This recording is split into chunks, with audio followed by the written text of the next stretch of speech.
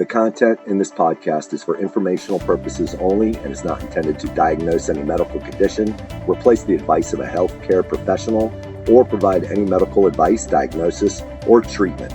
Copyright 2020, Fireteam Whiskey, LLC, all rights reserved. Welcome to the Warrior Wellness Podcast, a podcast for military members, veterans, and first responders focusing on fitness, health, nutrition, and biohacking. Our mission with this podcast is to introduce America's heroes to lifestyle habits and hacks that will help them live healthier, happier lives, and in turn, be fit enough to continue their support of their communities and country. Welcome to the Warrior Wellness Podcast. Thanks so much for joining us for another episode of a discussion on issues that have to do with health, fitness, and wellness for military members, veterans, and first responders.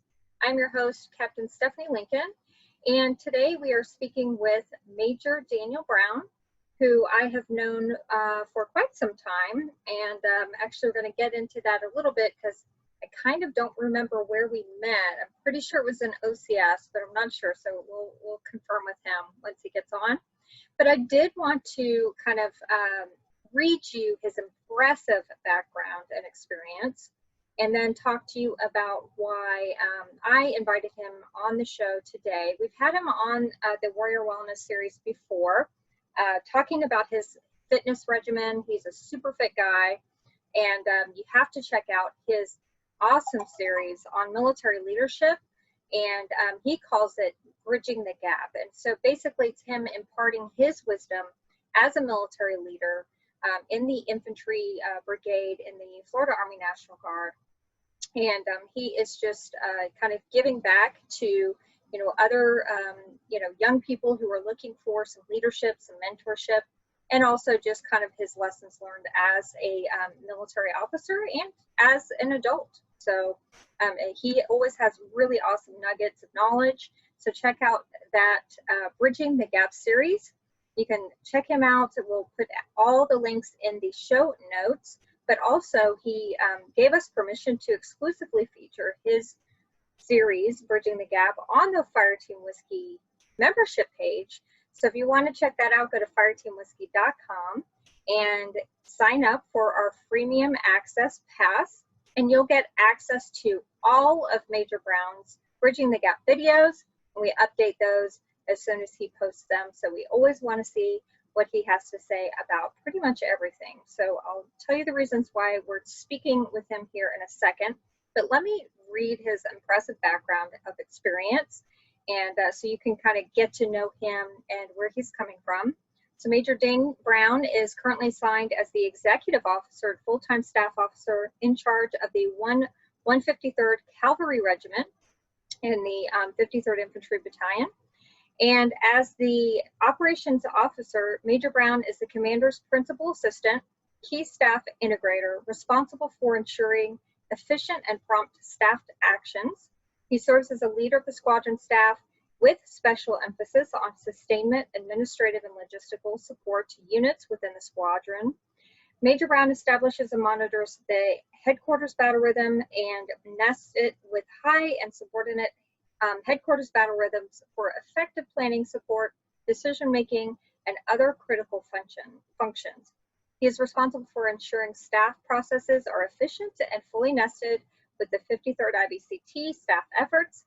And as the FTS OIC, he supervises 20 full-time soldiers, AGR, which is the Active Guard Reserve, consisting of a squadron staff and 5 separate UICs, serving as the squadron commander's representative during his full-time duties. Major Brown branched Adjutant General upon commissioning and receiving his Bachelor of Science degree in Criminology from the University of Tampa in 2005. He branch transferred infantry upon completion of the Maneuver Career Captain's course in 2011, completed his master's degree in administration from Central Michigan University in 2012. He is a graduate of the Command and General Staff College Advanced Operations course.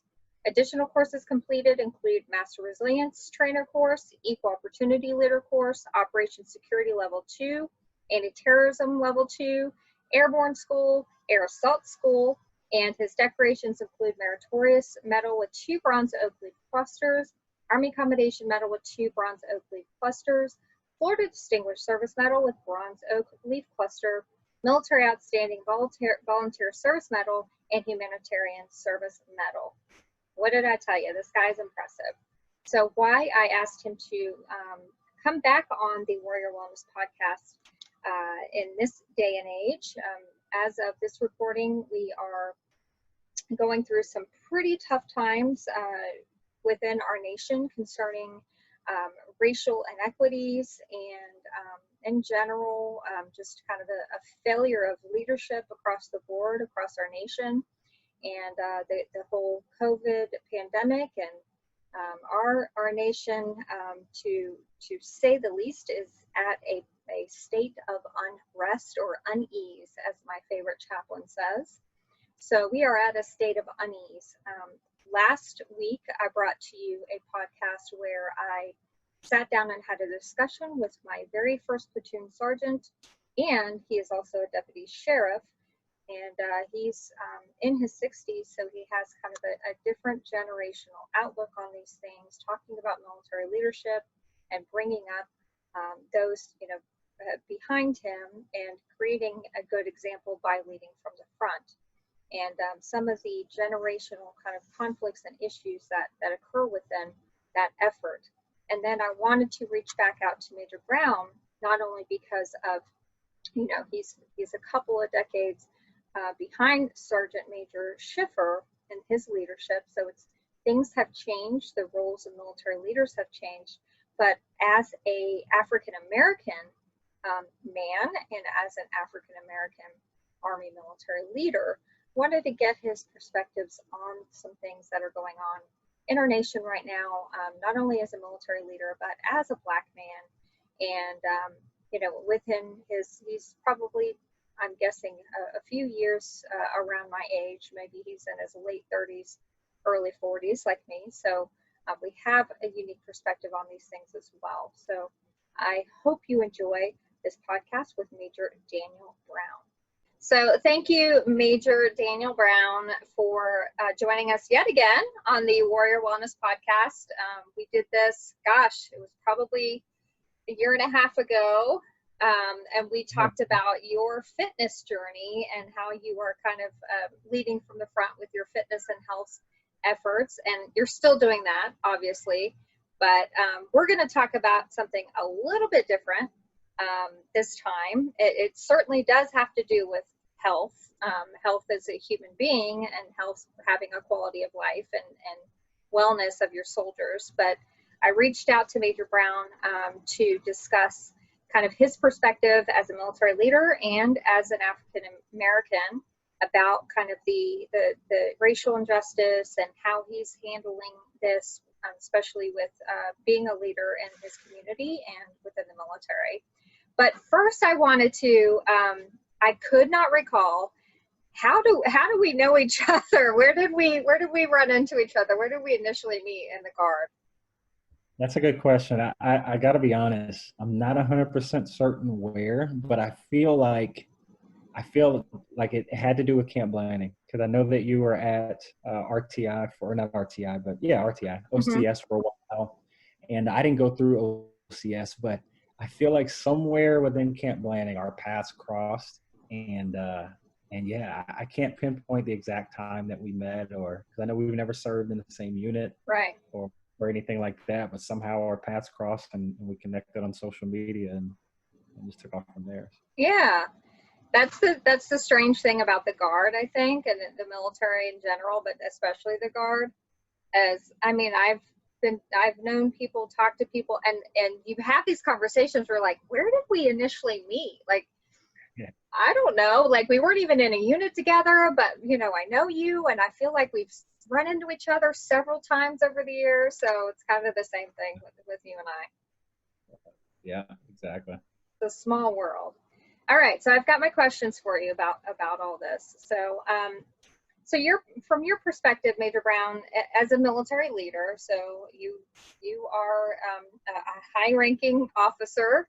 You have come up in the ranks. You're an XO. You've done. I read your bio. It's so impressive. You have so much experience under your belt.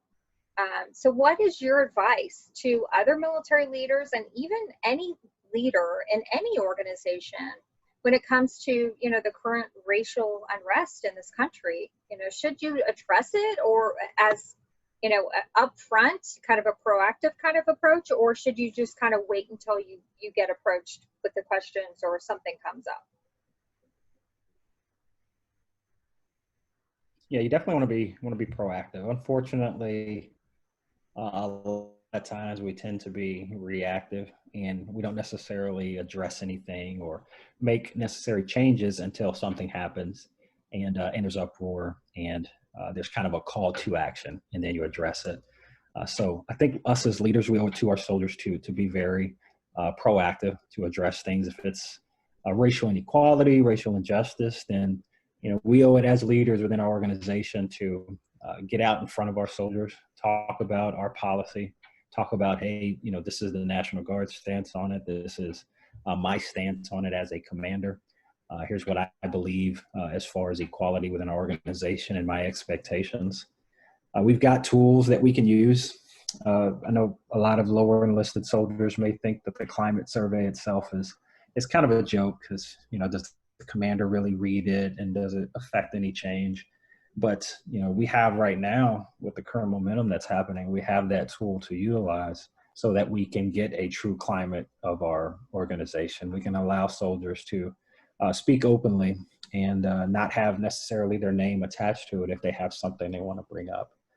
The open door policy is great, but some soldiers may not necessarily feel comfortable going into the commander's office. So we can utilize that survey so that they can candidly speak, and we can find out if there's any, what the racial climate is within our organization. And, you never want to, be silent on it. You see a lot of organizations, a lot of businesses, they're being called to at least make a statement on it. And those businesses that aren't, you realize that silence is not necessarily something that's accepted in this particular instance. There's a need for you to be out front and to speak to your soldiers and reassure them, whether African American or not. Definitely the African American soldiers, you want to reassure them, hey, this is my stance on equality, and this is what I expect in the organization. And then for the soldiers that aren't African American, to remind them that, hey, the stuff that's maybe occurring outside of our organization, the things that are happening, those injustices, that's not something that's going to be brought into my unit. So yeah, definitely something you want to get in front of. Yeah, yeah. And just for those who are not in the military, or maybe are veterans, and they didn't have these tools readily available to them, or if you're maybe just a leader in an organization, so that I think they call it the Commander's Climate Survey. Yeah, is that what it's called? It's a Commander's Climate Survey. So what it is whenever a commander takes over a unit, then there is a survey that can be done anonymous, where soldiers get online, they fill it out. It discusses everything from equal opportunity to sexual harassment, or anything that affects the climate of the organization, so that commander, as they take over, they've got an idea of what areas need to be fixed, what areas need to be worked on, and soldiers can address it with that commander as soon as they get to a unit. But it isn't something that just has to be done the first couple months of command. You can do a survey at any moment. So yeah. Mm-hmm. So I think that the key point to this is you've got to take the temperature of what's going on in your organization, no matter what organization you're in. There may be some things, especially if you're new coming in, that, or, even as a higher level officer like that are happening underneath the surface, or have been happening for years, and you're just coming in, you have no awareness of it. So instead of just kind of having it fester underneath the surface, to provide a safe space to your subordinates to voice their concerns is super important. So no matter what organization you're in, you really should have some sort of system set in place where you have a couple of safe spaces, like a survey, an anonymous survey, or an open door policy, like you said, to allow them to bring up their concerns. Yeah, absolutely. I mean, it lets those soldiers know that, this person coming in truly cares. They really want to affect some type of change and improve the organization. And, some soldiers just may not necessarily feel comfortable being for lack of a better term, whistleblower or to rock the boat. They just may not feel comfortable under a current unit. So if a new commander or first sergeant comes in and they have the ability at that moment to anonymously address an issue, then I'm sure a lot of soldiers will take advantage of that. Yeah. And, me working as the director of psychological health with the Guard, we had the same approach with suicide and violence, so maybe even having some outside resources coming into your organizations like chaplains, like mental health professionals, behavioral health professionals, to provide that safe space so they can go and kind of discuss these things with these kind of neutral parties. And then, in turn, like what I did as a DPH is go to the commander and not say who said it or what, but say, hey, in general, these are kind of some things that are coming up commonly with a lot of your soldiers. These are, maybe these are some things you might want to focus on in the future going forward. Yeah, exactly. Yeah. Awesome. So I did want to address, because you do have the unique perspective as a Florida National Guard commander. For some of you listening, you may not know that the National Guard has two missions. It has a state and a federal mission. So they can be called upon, and Florida constantly is. I mean, just given its geography and weather and everything else, I mean, we've got hurricanes, we've got wildfires, so in general, and then the COVID thing came up, so activated again. Yeah. So you have a unique perspective of, the potential for being activated for civil unrest duties. And, those kinds of, concerns, are any kinds of those concerns coming up with your soldiers about, gosh, what if we are activated and we're having to go to these riots, and, I have these personal feelings about this issue, and yet I'm also a soldier, I'm a National Guard soldier, and I'm expected to do my duty. Have you been addressing those kind of conflicts?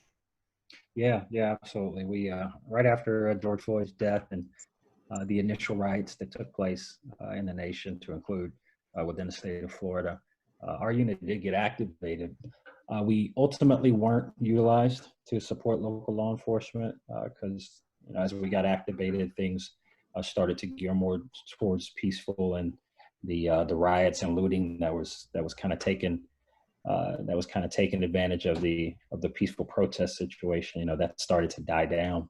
So there wasn't necessarily a need for us anymore to be activated. But immediately after his death, I must have heard from, I think, 3 other young Black officers, lieutenants, and captains, just reaching out, wanting to just kind of, I guess if you want to use the term, vent or give their perspective and ask questions and get some type of quick mentorship on, hey, I've got this delicate balance of, I'm an African-American male, in the National Guard.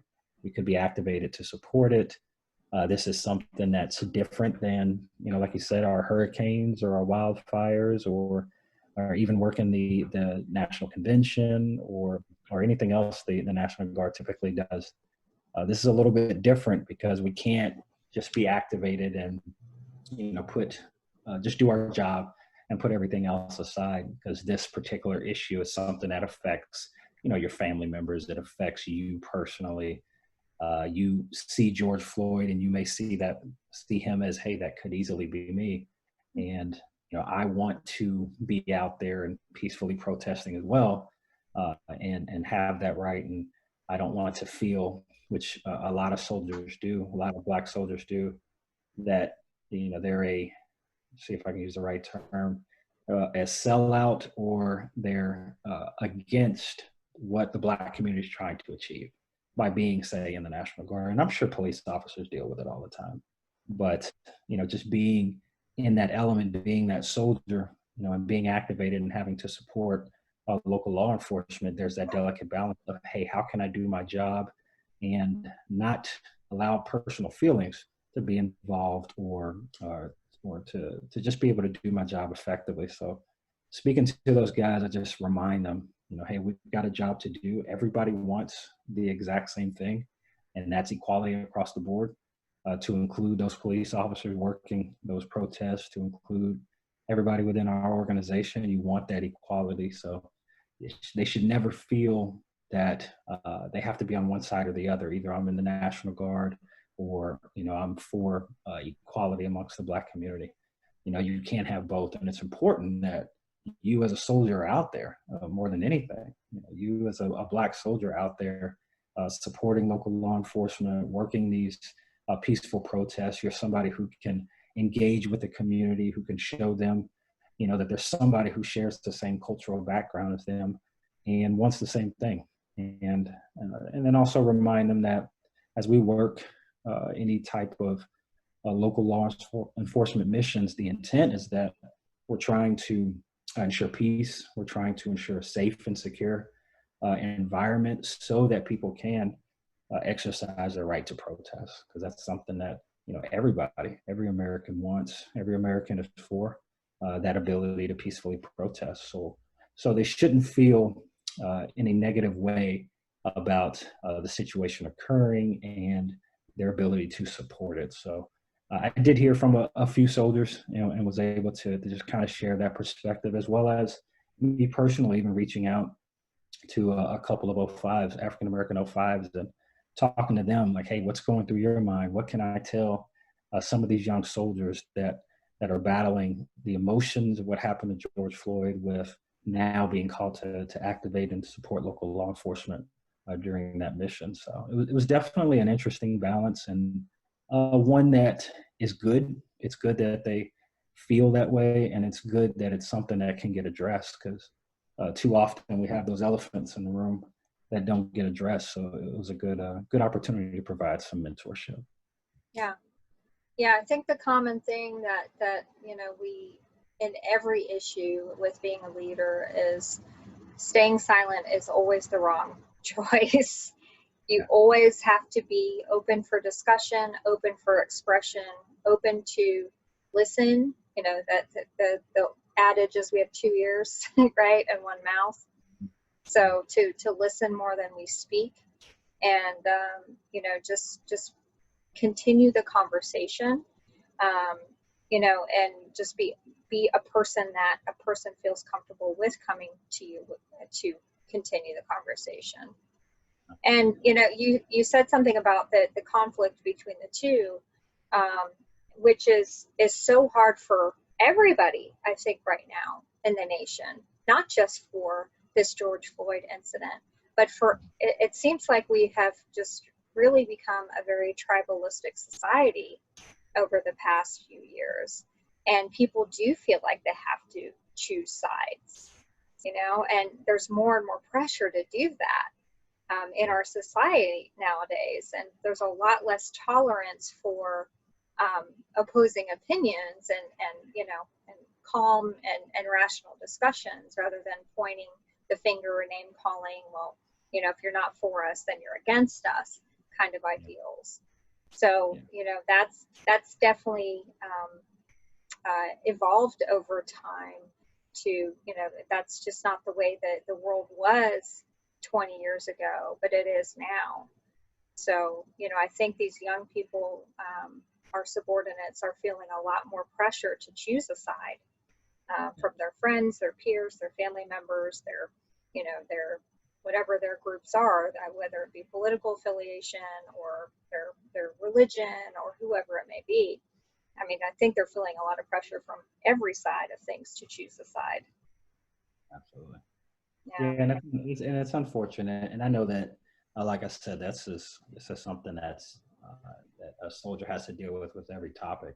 If this was another nationality, if this had anything to do with sexual orientation, if it had anything to do with riots over women's rights or equal pay or something like that, then I know that there's a group of soldiers that are gonna have to deal with that balance and have emotions and personal feelings about it because of how it affects them and their families and them personally, and then have to deal with that balance. So this particular issue, obviously, dealing with equality towards African Americans. It's definitely something that a large sect of the National Guard is having the battle, but I'm sure with the right leadership in place, able to get through it and have those difficult conversations with the ones that are needed. Yeah. So the next question I have for you, so we talked about kind of your military leadership perspective on things, and obviously you're a Black man, so you have that unique perspective on these things as well. Can you talk a little bit about your perspective as a Black man going through this kind of stuff in this day and age, what you're experiencing personally? Yeah, absolutely. I mean, me personally, I've been fortunate not to grow up in the age or be surrounded in the areas where inequality or racism is right in your face. I didn't have to grow up in dealing with, being called the N-word or having not being able to utilize things that, your ancestors or even my grandparents or parents had to deal with, not being able to utilize certain water fountains or go to restaurants or whatever the case may be. So I'm fortunate not to have to deal with that. And my experience thus far, especially being in Florida and being within the National Guard, has been 90% positive. Has been pretty good. The majority of what I would say I have to deal with is just being in the uniform period. Unfortunately, there are individuals within your own culture, your own background that still feel that serving, whether it's in the police or serving in local law enforcement, is still a negative within the Black community. And I'm sure that's a small smaller amount that feels that way. But there are still family members that don't believe that you should serve a country that doesn't necessarily treat you with 100% respect or give you the same rights as they do others. So that's usually the main thing that I deal and battle with. Like I said, I've been pretty fortunate not to have to deal with the in-your-face racism, but again, that goes towards the things that are being focused on and trying to change right now, which is systematic. Those policies that are in place. What you can see is that a lot of the nation, whether it's sports or states, governments, are doing a kind of a cleansing and kind of an internal self-check, temperature check, like you said earlier, on what needs to change. You see the Confederate flag, that a lot of people feel a certain way about, a negative way about, is now being removed from, for example, NASCAR, where the Confederate flag has commonly been a staple, within NASCAR, and it was removed. And just certain things that are happening where us as a nation, we're now looking and saying, what can we change? Now that we have the momentum and we're looking at equality, what can we do to improve it?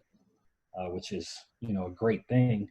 And something that even amongst myself, looking around, my own organization, hey, what can we do to improve equality within our organization? I'm in the cab up here in the Panhandle. So if people aren't familiar with the Panhandle, the state of Florida is very different. So you have South Florida is very different than Central Florida, which is very different than the Panhandle. So the Panhandle is a little bit more, I would say you would see the Confederate flag and individuals that would fly the Confederate flag a lot more in the Panhandle than you would in any other part of Florida. That being said, of course, being in the uniform definitely gives you that sense of respect amongst anybody up here in the Panhandle. So I haven't really had to battle any inequality since being here. Being in the organization that I'm in right now in the Panhandle, all those guys are great. So my fear or my worry is that, we need to ensure that things systematically are in place. Because even though you may not necessarily have somebody in your face with actual physical racism, what could be worse is just that systematic racism, where there are things in place that are more negatively affecting the Black community than others, and things of that nature. Yeah. I think that's called the good old boy system, isn't it, Major Brown? You and I both battle that. You know, I know that's a moniker of the National Guard. It was at least coming up. Hey, it's a big good old boy system. Mm-hmm. If you're in with the boss man, you'll get the job. You know, that was a big thing in the National Guard, especially in up here in the Panhandle of Florida. But yeah, I'm trying to change that. So I think we're getting there. Yeah, yeah. Well, sometimes, as I'm glad that the Guard is making a lot of strides in the good old boy system, kind of, moving away from that. And I think it's more just kind of also the aging out and the retirement of kind of the old Guard, right? Yeah. But it's also, my husband and I have been discussing this a lot, and I was raised as in a racist family in a racist area. I was raised to be a racist, so I have a unique perspective on that as well.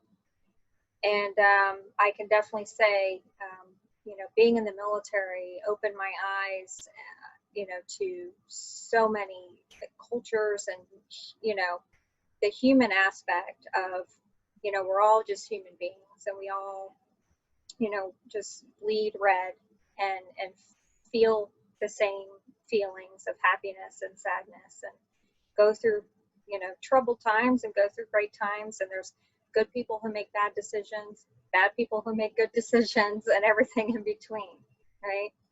And that human aspect is, we all wear, the uniform, and and that glad that to see kind of the Guard is, really starting to work on that systematic, whether it be, gender inequality or LGBTQ, that's definitely another issue in the military, and racism. So we're making progress, and so that's what we should focus on for sure, and continuing to discuss those things. But so I also wanted to ask you, you're a Black man. You are, how old are you? I am 36. Okay, I figured you're mid-30s. So you're especially at the rank you're at, you're kind of at the point in your leadership where people are really looking up to you and seeking you out as a mentor, and really eyes are on you about, what you're doing and how you're doing it, how you're leading from the front. Can you speak to the importance of Black leadership in the context of these times? Yeah, absolutely. I'm one that knows that if I can't pretend that if I walk, say, within a formation, or let's say I'm at Camp Blanding or somewhere, and there's a group of soldiers, a couple young Black E4s or E3s, that by them seeing me, a Black field grade officer, that it's the same as if they saw, a white field grade officer. I know that there's that sense of responsibility of mentorship. And while it won't be necessarily a mentorship where I'm constantly in communication with that person, I do feel that Black leadership is important, of reaching out to those soldiers and having conversations and letting them see, hey, here's, somebody who represents the organization, is at a high ranking level, but is also, shares the same cultural background as you, so that they know, one, it's attainable. They can rise in this organization as well. It's not an organization that would prevent them from achieving those ranks as well. But also so that they, they just see, someone that they share cultural background with, that, regardless of their background and where they come from, that nothing is impossible. They can continue to excel. And we know the most recent tag before General Eifer right now is General Calhoun, an African-American male. And he was actually my first battalion commander back in 2006. So first having a relationship with him then. And then, of course, he continues to progress up all the way to the rank of Major General. But to just have those people, have those mentors and those leaders that you can always call on, pick their brain, talk to them at any moment, just to discuss the things that you're dealing with. It doesn't have to be anything racial. It can be anything, just how to battle being a leader within the organization. It's important for Black leaders to reach down and discuss with anybody, but especially those young Black lieutenants and captains. I would say, unfortunately, a lot of Black officers usually tip out around captain, and then they get out, for various reasons. Could be their civilian career, family, but for some reason they don't necessarily see it as a lifetime deal, or look to retire. They'll do their initial 6 to 8 years and then go ahead and get out. And I think if they have the right mentorship and they have the right leadership there, that can encourage them to stay in, and we can continue to grow a diverse organization, starting with those Black leaders, towards the top. Then I think that that'll get us there. Yeah, that's such a great point about, kind of the people who've gone before us, right? That they're an inspiration. Major General Calhoun obviously was an inspiration to you. He's an inspiration to me too. I can only imagine the things he went through to get to where he was, to become the highest ranking individual in the Florida National Guard, and certainly the first Black general in the Florida National Guard. And I was fortunate in my first unit. We had the very first female and female Black sergeant major in our battalion, in the finance battalion, Sergeant Major Alma Johnson. So it's so inspiring. You just don't know who's watching. It could be somebody you never have any contact with. They may just see you from afar at Camp Blanding, like you said, and they will notice. And maybe that might be the thing that inspires them to keep going, to become the next, 1-star or 2-star general in the military. So leading from the front is always something you should keep in mind. Yeah, absolutely. When we were recently activated, we were at Camp Blanding, and a soldier who I must have spoken to this soldier maybe 4 times in my entire career, and I hadn't spoken to him in 3 or 4 years. But he found out I was at Blanding, someone told him, like, hey, I saw him at the PX, a young Black kid, I think he's an E5, but he's going to OCS. And reached out to me on Facebook, hey, I heard you're at Blanding, was wondering if I could come and talk to you, going to OCS, want to get some pointers. And of course, the conversation went from OCS to also, everything going on with the George Floyd death. But, like you said, you just never know, who you're affecting at any point. And of course, social media nowadays, allows us that reach to where you can post a video, you can post something, and it can get shared, and you have soldiers who you have never met and may never meet, but they're seeing that video, they're able to get that mentorship from it. And like I said, it's a soldier maybe that you'll never meet 600 miles away. Mm-hmm. Yeah. So the last question I have for you is, from the context of, those who are not of color, what can we do to help? Like before we got on, we were discussing, and, I just am always mindful of the fact that I am not an African American. So no matter how much I empathize and understand, I still have never walked in those shoes and will never walk in those shoes. Yeah. So what's your advice for people who are not of color to do to help? Do we stay silent? Do we reach out? What do we do? Because I know a lot of people of not of color are kind of suffering from a paralysis right now of being afraid of making the wrong move and offending one group, but then joining with the other. So the whole choosing sides kind of thing. Yeah, you definitely, like I said earlier, you definitely want to be proactive. You don't want to have that paralysis, and I understand it. When I dealt the same when it deals with women's equality and within the organization, within the Army especially, there was a big debate on things even down to PT tests and serving in combat arms amongst females, and that was something that I couldn't necessarily understand.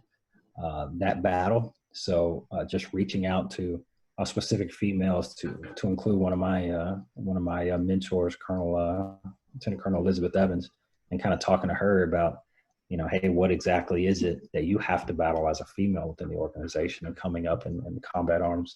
But I would say all that to say, you definitely want to go ahead and just have those uncomfortable conversations and never be afraid that you're going to say the wrong thing or offend anyone.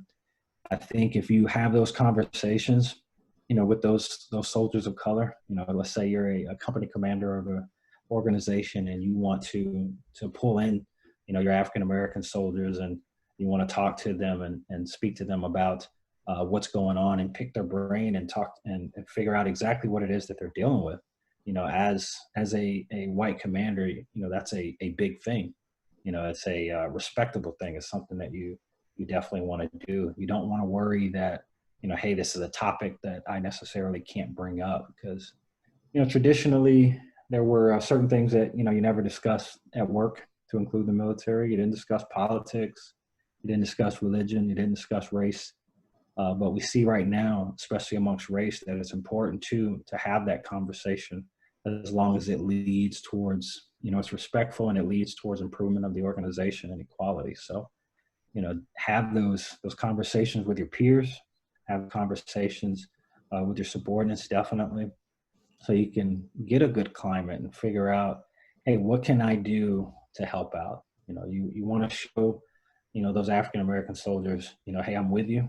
We're in the military together. You spoke on it earlier when you were talking about just how being in the military really gives you that sense of equality, that sense of respect for everybody. You learn that early in basic training, that, regardless of anyone's background, color of their skin, sexual orientation, nothing matters, because at that moment you're all in a front-leaning rest because someone did something stupid. So there's no inequality. You're just all trying to get through it together and sharing the same experience. So the military usually leads the way, I think, in those efforts when it comes to equality, because we really don't care. If you can meet the standard, then that's all that we care about. But I would say, those white officers, NCOs, you definitely want to reach out to those soldiers of color and kind of figure out, hey, let's discuss with me exactly what it is that you deal with, that you battle daily, and just have an open ear and share your own experiences as well, and then follow it up with a what can I do? What can we do to improve the organization? Or what can I do to help you out, so that I can assure that you never, have any doubt that within this organization, you feel equal, you feel wanted. And I think by doing those two things, it really goes a long way. Fantastic. So is there any other closing remarks? Anything else you want to add that we didn't discuss yet? Yeah, I mean, I think one thing too, I would share that I did in my video amongst the African American leaders. If you have, say, your commanders or your ranking officers, if they're not individuals of color, then it's important that you don't necessarily have to wait for them to engage in that conversation. Talk to them. Bring that up.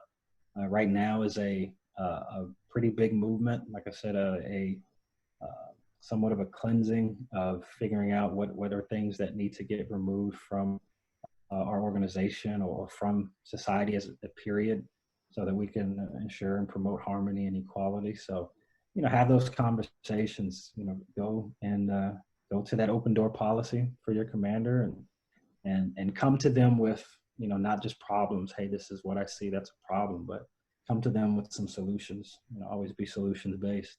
Hey, sir, ma'am, here's what I think we can do to improve it within our organization to ensure equality, and encourage them and help them to achieve it. Because, our commanders, our leaders, they've got a lot on their plate. I know I've got a lot on my plate. So I know that my commander, I know that tag, the A tag, everybody has so much on their plate. So anything that we can do to help them would be justified and needed. Absolutely. Yeah, and I think, your point is fantastic. It's just, if you don't know what to do or what to say, then ask. How can I help? What can I do to help? With this issue. and then just shut your mouth, and listen, always kind of be the person that nobody's afraid. I know there's a lot of kind of,